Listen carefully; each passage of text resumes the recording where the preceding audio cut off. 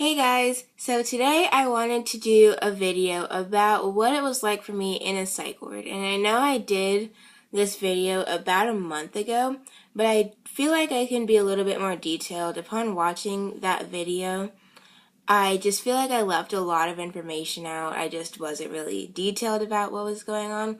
I'll still leave that video up, but I think it would be I think this video is going to be a little bit more helpful if you're considering going to a psych ward um, or if you just like want to know what really happens.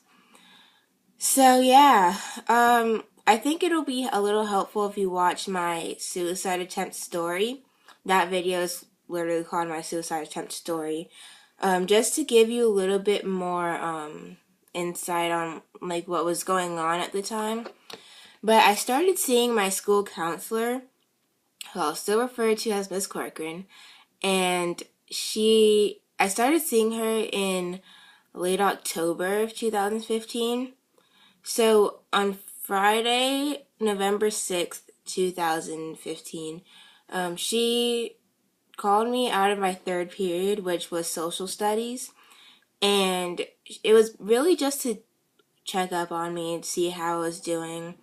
Um, And after talking to me for a little bit, she was basically like, you don't need to be in school. And so she called my mom and asked her if she could go to the school, or yeah, if she could come to the school. And she did. And Miss Corcoran basically told her everything that was going on about like my depression, my like suicidal ideation.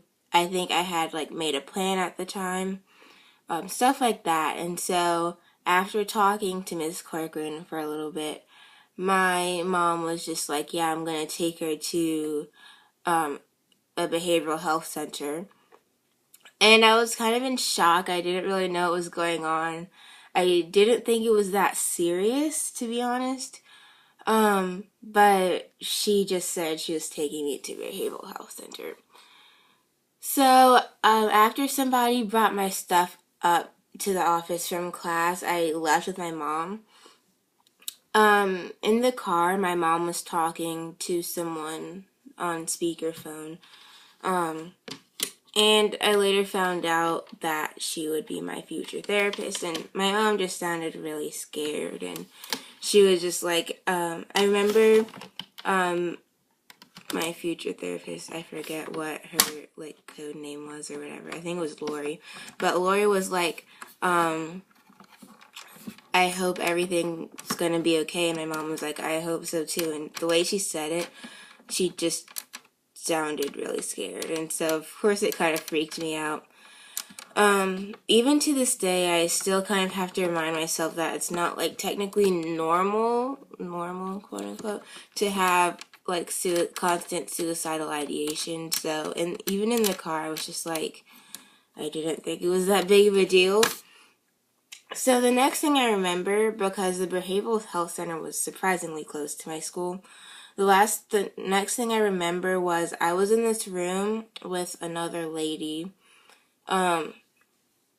and she was basically interrogating me about everything. Like, she was being so serious. I don't remember most of what she asked me, but I remember the last question she asked me, and it was something to the extent of, you know, suicide means like you're dead, right? Like, no more. And I just nodded, yeah. So from that point, she leads me to another room, like deeper into like the hospital or whatever. And I basically had to change out of my clothes into like this ugly, disgusting beige uniform.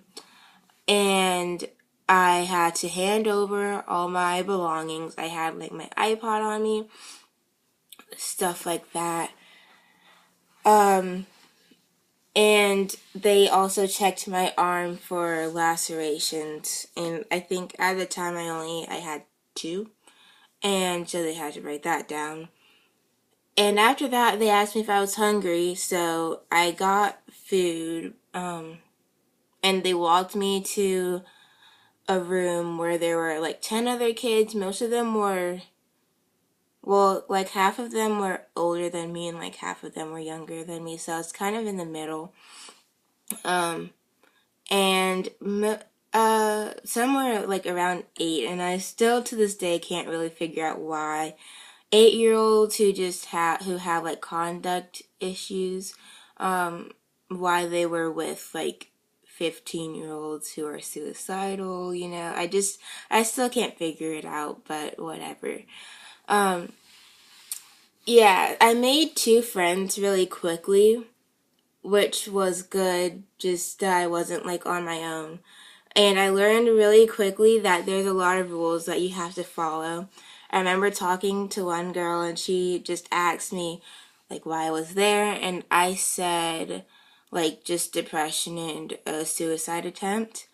And there was a lady at the door who was just like, "Did you just say you wanted to kill yourself?" Like, she pulled me aside and she asked me that.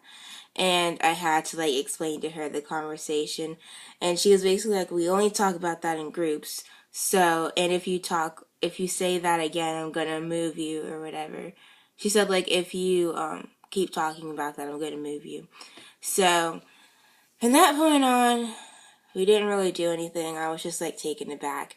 And we watched a movie. We just played games, kind of hung out. Um, I did have to get my blood drawn. I had like 4 little bottles.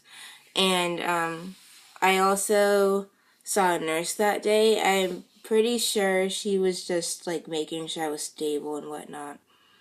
And I feel like I'm saying "and" a lot. I saw a nurse that day. She was just making sure I was stable, asked me questions about what was going on. About 3 hours later was visitation. My brother and my parents were there, but they could only see me one by one. I was surprised that my brother was there, but I was even more surprised that my brother had demanded to see me first. So I saw him like cry for the first time. He was pretty like upset about the whole situation, that I was in the hospital, why I was in the hospital, stuff like that. When my dad came in next, he was just like looking at my arm and really like surprised about the whole thing because he wasn't with my mom at the time. My mom had told him everything.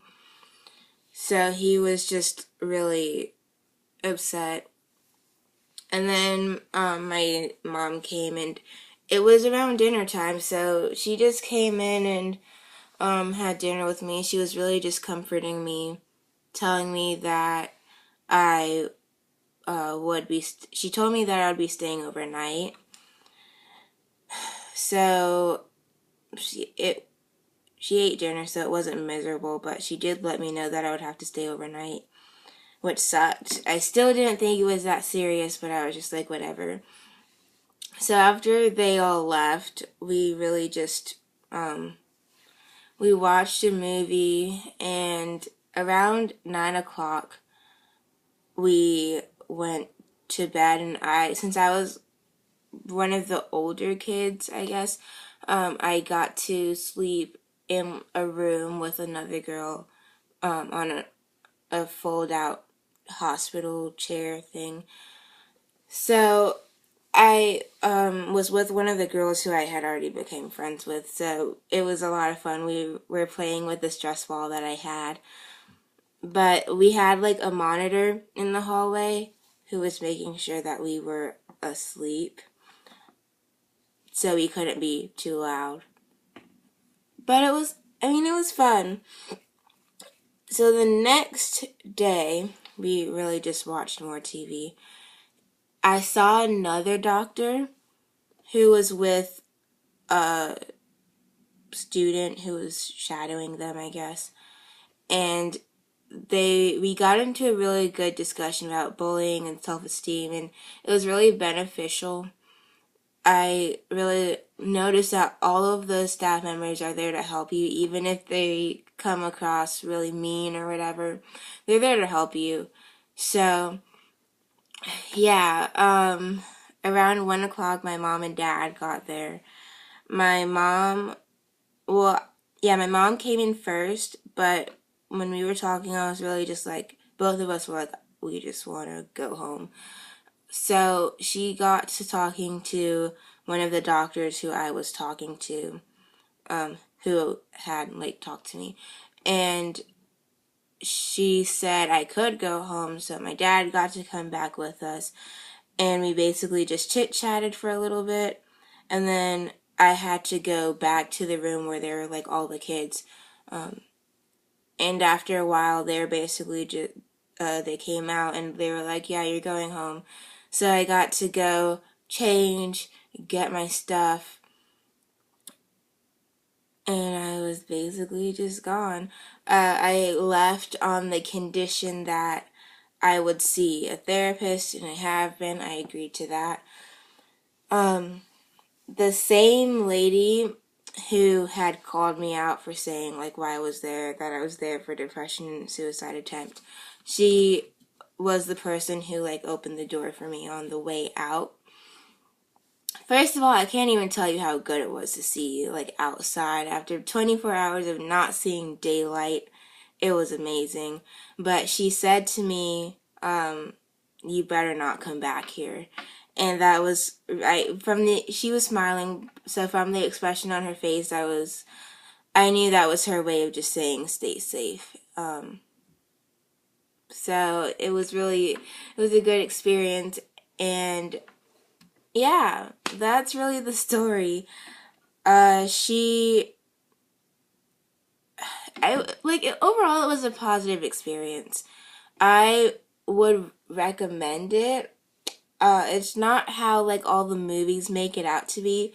The only really negative thing was hygiene. Hygiene wasn't of importance. In the roughly 24 hours that I was there, I didn't brush my teeth, I didn't take a shower, any of that stuff. Not because I didn't want to, it was just not in it was just not available to me. The opportunity never presented itself. Some of the kids did, but I didn't. So yeah, it's not how the movies make it out to be. It's just really secure. You can't have any technology. Even when my parents came, they had to give their phones to some people who like put it in an office. Just they couldn't have their keys, any of that stuff. So yeah, I hope you guys enjoyed that video. If you are considering like going to a psych ward, or if you think you need to go, I would encourage you to go because you can get a lot out of it. Even though it might be a little scary, it's worth it. And I feel like with all the negatives, the positives just outweigh them all. The positives are a lot better than the negatives, if that makes sense. So yeah, if you enjoyed that video, give this video a thumbs up. If you have any experience, or if your experience is different than mine, make sure you leave a comment. But most importantly, subscribe. I only have like 6 subscribers, and so my goal is 100 subscribers right now. I have 100 fans on you now, so I know we can do it. Bye guys. I love you so much.